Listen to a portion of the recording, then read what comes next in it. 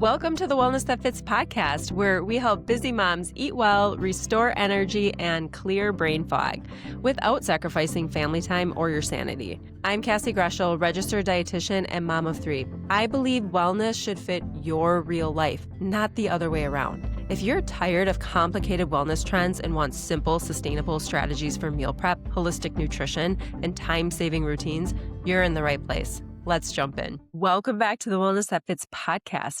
I'm so glad you're here. I want to start today by asking you a question. Have you ever had one of those days where you feel like your brain has 47 tabs open? You're answering emails, managing work deadlines, coordinating family schedules, thinking about dinner, trying to remember if you signed your kid up for that camp registration or maybe that activity, and somehow you're also expected to be fully present and functioning through it all. And maybe lately you've noticed something feels off, like you're forgetting words. You're walking into rooms and forgetting why you went in there, feeling mentally exhausted by 2 p.m., more irritable than usual, feeling like your brain just isn't firing the way it used to. And here's what I want you to know. We often blame ourselves. We say things like, I need better discipline. I need to be more organized. Oh my gosh, that is totally me. If I get a minute to myself, I'm thinking, how can I improve? What can I do differently? Okay, I need to do X, Y, and Z. And while that's all great and dandy, we can also focus on a couple other things. I know we also say, I need to manage my stress better, right? These are all good things. Like you can manage your stress better and you can get more organized. I'm not saying those things aren't important, but what if part of the problem is more physiological rather than psychological? What if your brain simply isn't being nourished the way that it needs, like in order to perform, to have that executive functioning that you need as a leader, as a woman who is managing a lot of different things in her head? Today, I want to talk you through 5 foods that directly support brain function, focus, resilience, and mental clarity. So like trying to reduce that brain fog. Because when life feels chaotic, your brain just needs support, and nutrition matters more than most people realize. So let's get into it. So I'm going to go over the 5 foods that your brain needs. And I'm going to start with number 1, omega-3 rich foods. This is the first category. Omega-3s are fatty acids. Now, your brain is nearly 60% fat, so it's majority fat. And omega-3s are one of the most important nutrients for maintaining healthy brain cell membranes, for reducing inflammation, and supporting mood regulation. Low omega-3 intake, not eating enough, has been associated with increased inflammation, poor focus, so like that brain fog, and even higher rates of depression and anxiety. And I know this based on research that I've done on anxiety and depression and how nutrition impacts mental health. So let's talk about foods that are rich in omega-3s. We first could talk about fatty fish because these are going to be your best bang for your buck in terms of like the form of omega-3 that our body can directly use. Our body wants the DHA and the EPA. And so that is what salmon, sardines, mackerel, tuna, that's what they are high in, is the DHA and EPA forms of omega-3. So not to throw too many words at you, but just, I know you guys have probably all seen it on a supplement bottle that, this is how many grams or milligrams of EPA and DHA you're getting from the omega-3. And then, so those are some fatty fish. Those are like animal sources, which are going to they're going to be rich sources of EPA and DHA. So there are also plant foods that are high in omega-3s, like chia seeds, ground flax, or flax seeds in general, and walnuts. Those are plant sources of omega-3s, and they are also great. But because they are plant sources, our body has to turn the omega-3s in the plant into a different form, into the EPA and DHA. And our bodies do not have enough of the enzyme that does that. And so it's considered a rate limiting enzyme, meaning we need to have a lot of the plant source omega-3s in order to convert those omega-3s into our body's usable form of omega-3, which is the DHA and EPA. So it's not impossible. It's just that you would have to eat much more plant sources of omega-3s. So chia seeds, ground flax seed, and walnuts are are great still to have to include in a diet because they also have fiber and other healthy fats. So, like, yes, they have the omega 3s, but they also have other healthy fats. And they also have some protein in them as well. And so, I'm not trying to deter you away from those plant sources because they certainly have great fiber, protein, and other healthy fats. It's just that to keep in mind that really our first priority should be fatty fish and then the plant sources mixed in, kind of to round out the diet. And also, if you're really averse to seafood, again, so either make sure you're getting enough plant sources of omega 3s, and or take a supplement, an omega 3 EPA DHA rich supplement. Okay. Now, realistically, most women I work with are not eating enough omega 3s consistently. And when life gets stressful, this becomes even more important because stress itself causes inflammation in the body. And so, one question to ask yourself is, am I regularly eating enough foods that actually help calm inflammation in the brain? All right. So, number two, protein, I know you know is so important. Honestly, like protein, you've heard about it so much, and I'm not trying to sound like a broken record. But what I want to talk about today is more so like we know protein is good for muscle synthesis and building muscle, and muscle is really important also for brain health. But how I want to talk about protein today is more so for neurotransmitters, for the building blocks to make neurotransmitters. So, protein provides amino acids. Amino acids are the building blocks of protein. Like when you build it, like add them all together, they make different proteins. And amino acids help your body create neurotransmitters. So, if you're unfamiliar with what those might be, neurotransmitters are things like dopamine, serotonin, and norepinephrine, just to give a few examples. Now, these are chemical messengers that influence motivation, they influence mood, focus, also emotional regulation. That kind of goes hand in hand with mood, but it's also important. So, when women skip breakfast, they eat very little protein throughout the day, or they live on coffee until lunch, I often see more energy crashes, some more brain fog, and also increased anxiety. Let me give you a really quick example. Let's say a busy mom is skipping breakfast. She goes throughout her work day. She's super busy at work. And by noon, she is going to eat lunch, which is great, right? But she also opens up her phone thinking, okay, I'm going to have just a relaxed lunch here. I'm going to scroll through my phone. But all of a sudden, she sees some emails that she missed that she needs to get to. She also sees that the childcare person has reached out to her about something with her child. And then she also saw an email that she might have missed for this activity registration that she forgot about. And all of a sudden, the anxiety starts creeping in and the overwhelm and the feeling of I cannot complete my to-do list. Like there's so much going on and it's all on me.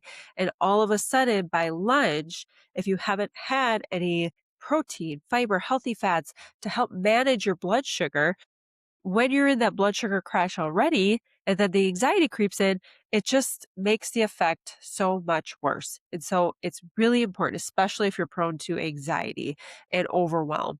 It's so important to start your day with a little bit of protein, fiber, and healthy fats so that by lunchtime, you are not feeling completely overwhelmed, exhausted, and having those crazy blood sugar roller coasters or crashes where you really just need support. So, what's a simple goal? Let's aim for, you can aim for 25 to 30 grams of protein in the morning. I find that it's high. It's really high for some women. And if you're doing that, that's absolutely wonderful and great. But for some women who are like not even eating breakfast, I would say aim for like 20, start there, start somewhere, even a little bit less, like 15. Just get some protein, fiber, and fats in. And so what does that look like? This could look like a couple eggs with sourdough toast. Now, that's going to get you probably closer to around 15. If you're aiming for 20, I would say a little, maybe 3 eggs in a sourdough toast because each egg contains 6 grams of protein.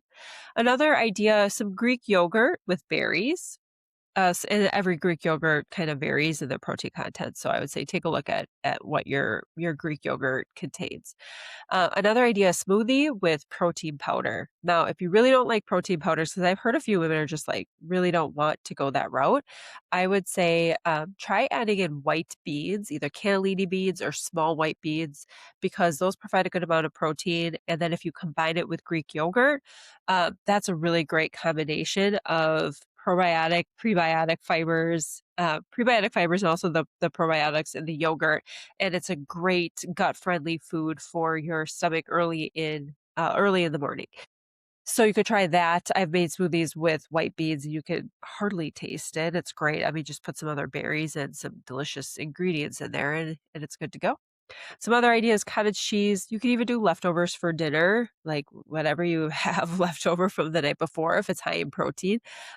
You could try that for breakfast. I mean, nobody's really like the breakfast police where breakfast needs to look a certain way. Breakfast looks however it looks for you and whatever works for your life. And so if that means eating yesterday's lunch or eating yesterday's, leftover dinner, great. You're getting your protein in, you're doing great. Your brain needs those building blocks, and protein helps provide them. Okay, number three, colorful polyphenol rich foods. Now, if that sounded like a jumble, let me break it down. Polyphenols. These are plant compounds that act as antioxidants, and they help protect the brain from oxidative stress. Basically, what that means is when there's so much going on, there's free radicals, this thing called, let's just say, like the stress going on in your body. The foods that you eat have these little things that they can donate to help calm those little free radicals and the crazy stress chemicals, we'll call them. And so polyphenols have these components in them that kind of help protect that brain from stress overtaking it and inflammation overtaking it.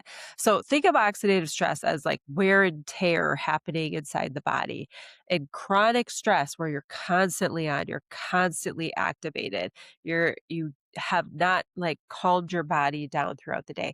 That's going to accelerate that process of wear and tear and oxidative stress. And so let's get some polyphenols into your diet so that we can kind of calm that stress down and calm the inflammation down. So a couple of foods that are high in polyphenols include berries in general. So blueberries, blackberries, raspberries, and then also pomegranate. Those little arrows of pomegranate are really great, high antioxidant. Olives can be, and then also green tea has high polyphenol content. Dark chocolate, so it has to be really dark, like at least 70%. I mean, like chocolate has polyphenols, but if you want it to be a little bit on the higher side, choose, I guess, the darker, the better. Then also coffee. Coffee does have high polyphenol content. Just make sure to drink it in moderation, right? Like, obviously, we can get some great things from coffee, but like, think about a blueberry where we know that blueberries can help with executive functioning. Um, they have a lot of fiber, and then they also have the polyphenol. So it's like kind of more bang for your buck in berries. Not to say again, coffee is wonderful, but just like think about diversifying your foods and your polyphenols. And I just love this category in general because there's such easy additions. It's not anything crazy hard. It's like add berries to your breakfast, add berries to your smoothie, add strawberries to a salad. Like last night I just had a mixed green salad with strawberries, blackberries, candied walnuts and balsamic glaze on it. Oh, and goat cheese. And it was amazing. And it's so easy to get that additional fiber and polyphenols from berries. So don't just think about berries at breakfast. Think about how can you add berries to salads, to just like different things. I have a recipe in my program that's a blueberry meatball recipe. Now there's not tons of blueberries, but just like think about fun ideas to add berries throughout your day. Also, easy way, have a square of dark chocolate in the afternoon, especially. I find that a lot of women just need a little bit of sweet after a meal, and having just like a square or even just a small handful of dark chocolate chips can be really satiating and just really hit that sweet tooth. So that's a great thing to have. And then swap your second coffee for green tea. I've talked about this before because green tea does have caffeine in it. We do have to, some of us have to be careful, especially like if you're very sensitive to caffeine, not to have it too late in the day because then it can affect your sleep. And sleep is everything, right? Sleep is helping us stay healthy. And we have oftentimes a lot of women have a hard time shutting off their brain, especially at night. And so any way we could help ourselves to unwind and to get to sleep faster and stay asleep is super helpful. And so we don't want to be having too much caffeine in the afternoon, usually, in order to do that. keep it in the morning. And so if you are going to have your green tea, have it in the morning. And then just remember that little small choices certainly add up. Like we don't think they do, but they absolutely can make a difference. Okay, so that's polyphenols. Now, number 4, I want to talk about fermented foods and gut health. You know, I love gut health and fermented foods. I talk about it all the time. And so if you've listened to my podcast before, you know I care deeply about that gut brain connection. Your gut and brain are constantly communicating, and your gut microbiome plays a role in producing neurotransmitters. Like 90% of the serotonin is produced in the gut. Like that's a huge amount of serotonin. And so we want to feed the good bacteria, which are going to help that production and help that healthy production of neurotransmitters. And it also helps regulate inflammation, and it can then influence your mood as well. And so the foods that I love here that are that are probiotics are kefir, which is basically fermented milk. You can get it plain, you can get it in different flavors. Just be aware of the sugar content and the flavors. Also, Greek yogurt, sauerkraut. The sauerkraut needs to be refrigerated, and it has to say on the jar that it has live active cultures, or on the container, it has to say live active cultures. Because a lot of the shelves, or I should say all of the shelf stable ones, they've pasteurized to make it shelf stable. And so they have used the bacteria to create the fermented sauerkraut, but then killed off the beneficial good bacteria through pasteurization in order to make it shelf stable. So do not look for sauerkraut in the aisles of like the middle aisles or like the shelf stable area. Go to a refrigerated section to get your sauerkraut. Another idea is kimchi, which is basically sauerkraut, but it's like fermented Napa cabbage or Chinese cabbage. And then they also do different like peppers and spices just to make it a little bit hotter. And so it's just like for the person who loves heat a little bit more, it's a great option.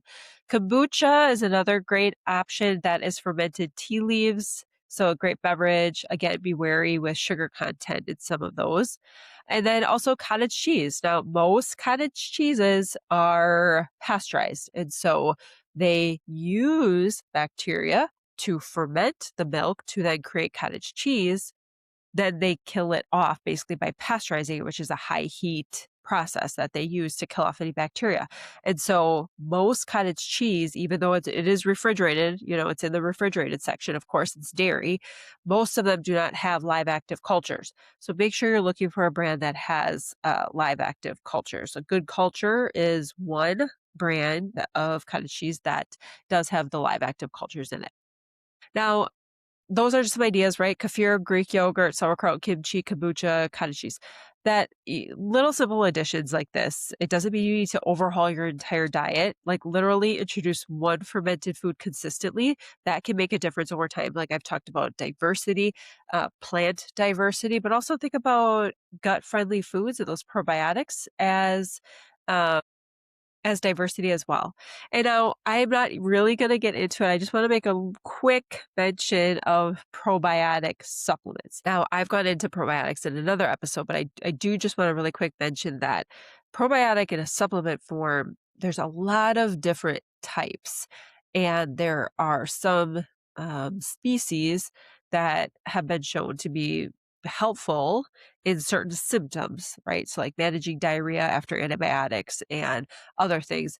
And so I would say if you're taking a probiotic, just make sure that you know why you're taking it for certain symptoms. Otherwise, food-based probiotics are a great option because usually they also provide protein, or they'll provide fiber, or, some healthy fats even. And so think of it like that there's more of a matrix of beneficial compounds in whole foods. Remember too that like gut health is brain health. So if your gut is healthy, you're doing what you can for your gut, your brain is going to benefit from it because of all the activity that's happening in your gut. Your gut is known as your second brain.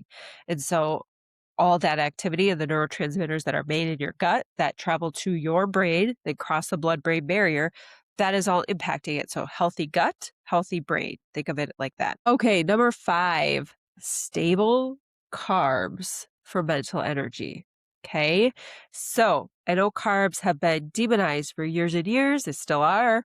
but your brain runs primarily on glucose. It is made up of 60% of your brain is made up of fat, but it does run primarily on glucose. So does your red blood cells. And so those are the two things that really run on glucose mainly. It needs fuel. Your brain needs fuel. The problem is not carbohydrates. The problem is blood sugar instability. So when we eat a highly processed carb heavy meal without protein or fiber, we get a rapid spike in blood sugar, then a crash because it's coming down quickly, usually. Of course, this depends on if you're metabolically, uh, if you have metabolic issues or not. But that crash could feel like a lot of different things, like we talked about before.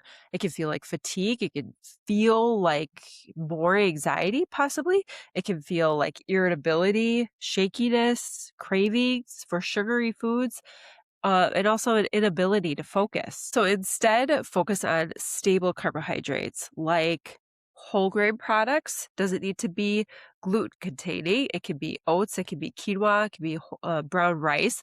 But if you are, able to eat like gluten foods, whole grain sourdough is great as well. So making sourdough with the whole grain flour. So whole grain products are great. And then also beans, lentils, legumes. Those are excellent because they do have that slower releasing, if you will, fiber. It takes longer to break those components and beans down. So it has fiber, but it also has like the stable carbohydrates and then also protein, a little bit of healthy fats too. And then also fruit.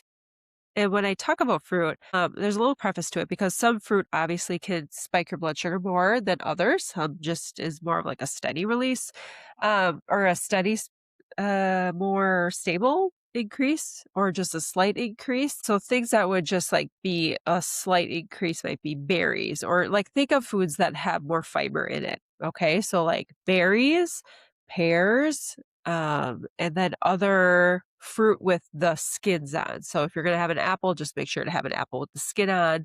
And then other fruits that are just like a little bit more fibrous. That's a good idea to just like keep the skin on when you can. You can even eat the skin on kiwi. Like it's a little, some people don't love it. You could always blend it into a smoothie just to get additional fiber. So when you're thinking fruits, think about fruits that are like the whole food and not like some processed version of it. All right. And so the goal really again is stable energy. We're not looking for peaks and crashes, right? That's what your blood sugar does when it gets simple carbohydrates and then it crashes. Because when we keep our blood sugar stable, your brain feels it and your brain can benefit from that stable blood sugar. All right, so we've talked about all 5 brain foods. We've talked about omega-3 fatty acids. We talked about protein for neurotransmitter. We talked about polyphenol-rich foods like berries and dark chocolate and tea. We've talked about fermented foods for gut health. And then number 5, we talked about just slow, steady carbohydrates, like fiber especially, but in general, slow, steady carbohydrates. So I think just one of the biggest misconceptions women have is assuming mental exhaustion is purely emotional. Like sometimes we think, I'm just stressed, I'm just overwhelmed, I need a vacation. And yes, sometimes that is true. Please, like, yes, like there are times where you do need to create boundaries and you do have to focus on your stress levels and your nervous system and physically controlling that a little bit more.